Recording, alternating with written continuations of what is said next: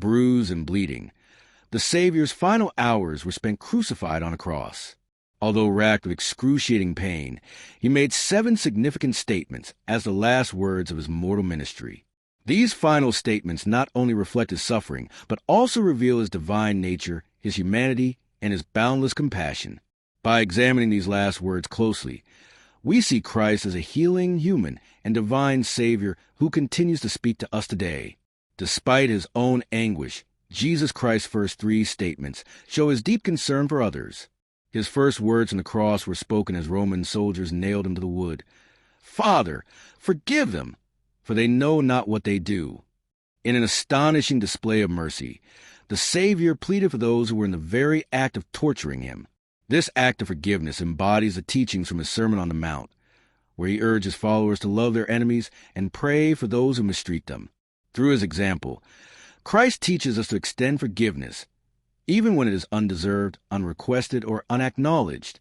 The Savior's second statement also displays his tenderness and concern for others, even while he suffers. As he hung between 2 criminals, one of them mocked him, saying, "If thou be Christ, save thyself and us." But the other rebuked him, acknowledging their own guilt and Christ's innocence. Turning to Jesus, he pleaded, "Lord, remember me when thou comest into thy kingdom." This criminal's humble request was met with a remarkable response. "Verily I say unto thee, today shalt thou be with me in paradise." These words illustrate the Savior's power to save, even in the last moments of a sinner's life. No one is beyond his reach. Christ, who began his ministry by proclaiming liberty to captives, now offers spiritual freedom to a condemned man, showing that redemption is always possible. The third statement from the cross is directed toward his mother, Mary, and the beloved disciple, likely John. Seeing them near the cross, Jesus said to Mary, "Woman, behold thy son." Then to John he instructed, "Behold thy mother." Even in his greatest agony, the Savior made provision for his mother's care, demonstrating perfect obedience to the commandment to honor one's parents. His first recorded miracle in the Gospel of John was performed at his mother's request at a wedding in Cana, and now, as his life nears its end, he again honors her. This moment serves as a powerful reminder to care for our loved ones and fulfill our responsibilities, even in our most difficult times. The next 2 statements from the cross reveal Christ's humanity. His fourth statement, "I thirst," is a simple yet profound expression of his physical suffering.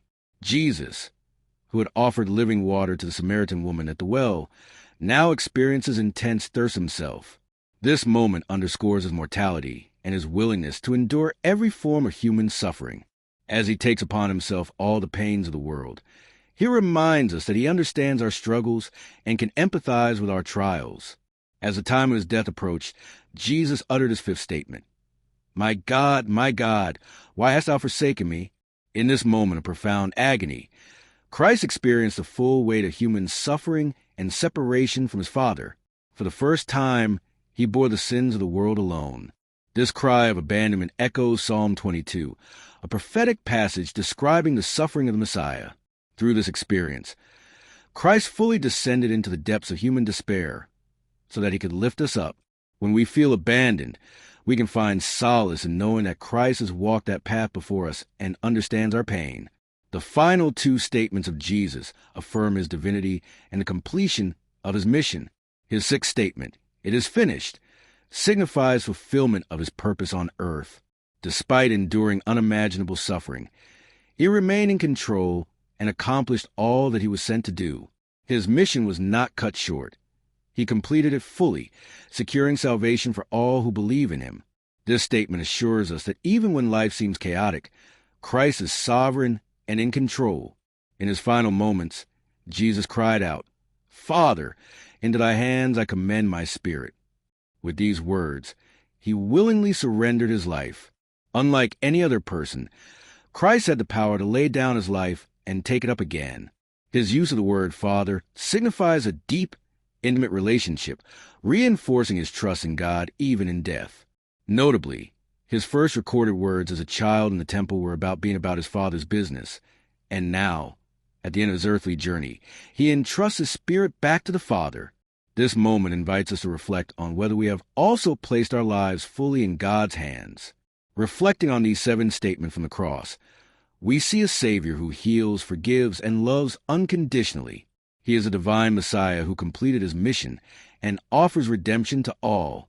He is the human Savior who understands our suffering and walks with us in our pain.